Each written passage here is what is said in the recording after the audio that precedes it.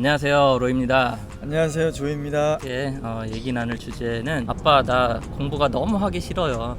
이런 상담을 해왔어요. 그럴 때 엄마 아빠가 잘 얘기해 볼게 뭐 이렇게 대답해서 아이의 걱정을 뭐 덜어줄 수도 있지만 너무 공부하는 게 힘들어요. 좀 아빠가 도와주실 수 있어요? 아이를 물어봤어요. 아들이 공부하기 싫다고 힘들다고. 그 마음 충분히 이해를 하죠. 당연히 공부가 쉽지가 않잖아요. 제가 뭐라고 그랬냐면 봄, 여름, 가을, 겨울 때가 있듯이 사람도 어렸을 때 태어나서 죽기 전까지 과정이 있다. 그 시기에 맞게끔 해야 될 일이 있는데 학생으로서 해야 될 일은 성인이 되기 위한 준비 작업을 하는데 그중에 가장 중요한 거는 학습이다. 아빠하고 엄마는 왜 공부를 안 해요? 라고 물어보면은 엄마는 아빠가 나가서 일을 하기 위한 지원을 하는 거고 네가 학습을 하기 위해서 공부를 할 수 있는 지원을 집에서 하시는 거고 아빠 같은 경우는 경제활동 을 위해서 밖에 나가서 이제 일을 한다. 그때에 맞게끔 할 일이 있는데 그걸 안 하게 되면 너는 뭐 놀고 싶어서 공부를 안 하고 엄마는 집에서 살림을 안 하고 아빠가 나가서 돈을 안 벌어오면 어떻게 되겠니? 상상을 해보라고 했죠. 아, 공부는 해야 되는 거구나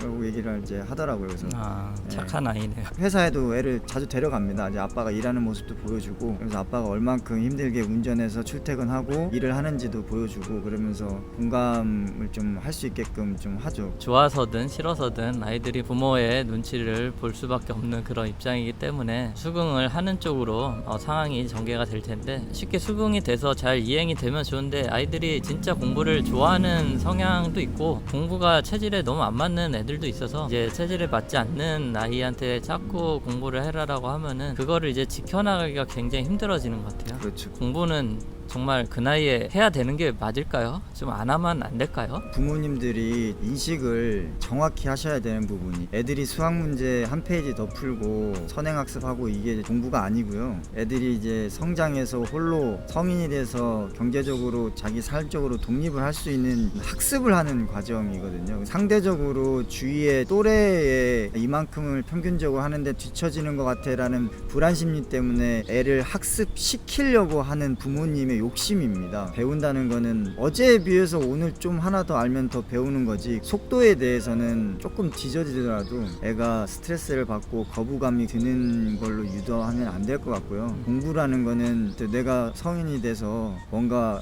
독립적인 생활을 할 수 있게끔 도와주는 지혜와 지식의 습득하는 과정인데 그 과정에는 좀 늦더라도 성장하는 모습에 대해서 보람을 느끼면서 이제 하나씩 알아가는 걸로 가야지 너는 레벨에서 좀 뒤쳐져 있으니까 이만큼 더 해야 돼 이런 식으로 하면 애들 자존감 점점 무너지는 거거든요. 그런 거는 부모님들이 좀 조심을 해야 되지 않을까. 아이들한테 이렇게 팁을 알려주고 싶은 마음에 이런 주제를 꺼냈는데 결국은 또 이제 부모님들도 같이 이제 좀 고민을 하셔야 되는 거고 제일 중요한 거는 어쨌든 아이와 대화를 나누든 부모님들 간에 대화를 나눠서 풀어가든 이거는 이제 기준에 대한 부분이 다뤄지지 않으면은 풀리지 않는 것 같습니다. 요새는 인터넷 활동들이 활성화되어 있어서 너무 많은 곳에서 자녀들에 대한 자랑이 넘쳐나기 때문에 그런 것들을 보고 우리 아이도 저 부분에 대해서는 저 정도 해야지 또 요것도 잘해야지 또 이것도 잘해야지 뭐 이런 기준들이 이제 갈수록 이제 높아질 수밖에 없는 것 같거든요.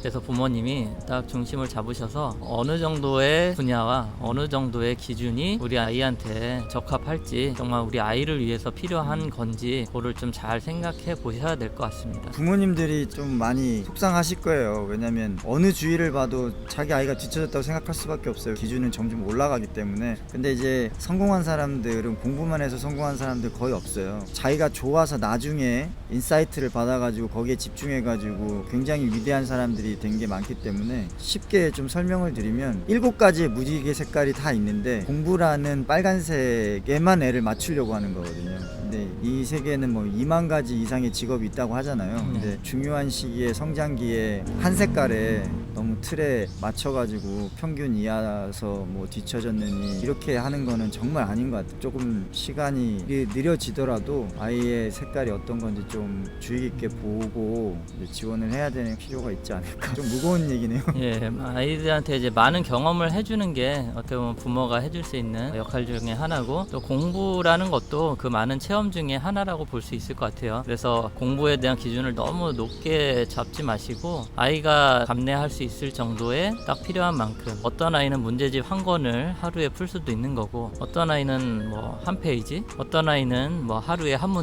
문제로도 그냥 만족을 하실 수 있으시다면은 그 아이를 그 문제에 너무 집중시키지 말고 다른 많은 체험을 할 수 있는데 눈을 돌리시면은 그 한 문제를 푸는 것도 상당히 학습적인 측면에서 좋은 그런 경험이라고 볼 수 있거든요. 아무것도 안 하는 것보다 한 문제라도 매일 꾸준히 한다는 게 아이한테 과도하게 한 장을 풀어라, 한 권을 풀어라 해서 아무것도 못하는 것보다는 꾸준히 경험을 해나갈 수 있는 거니까요. 그 아이들이 공부를 뭐 싫어한다는 전제하에 이렇게 얘기를 하긴 했지만 공부뿐만이 아닌 것 같습니다. 아이가 굳이 이제 하기 싫어하는, 나는 운동이 너무 하기 싫어 뭐 이런 아이도 있을 거고요. 네, 굳이 운동이라는 체험을 넌 건강해야 해 하루에 1시간씩 저기 축구하고 뭐 해야 해. 이것도 공부하기 싫어하는 아이한테 문제집 한 권 매일 풀어, 뭐 한 장 매일 풀어 라고 하는 그 고통과 똑같은 것 같습니다. 그래서 아이를 잘 관찰하시고 그 아이가 관심 있어 하는 것에 좀 더 집중하시되 밸런스를 맞춰서 하루에 조금의 분량이라도 아이가 소화할 수 있는 분량이 어느 정도인지 같이 대화를 통해서 정해 나가면은 좋을 것 같습니다. 무슨 일을 하던 간에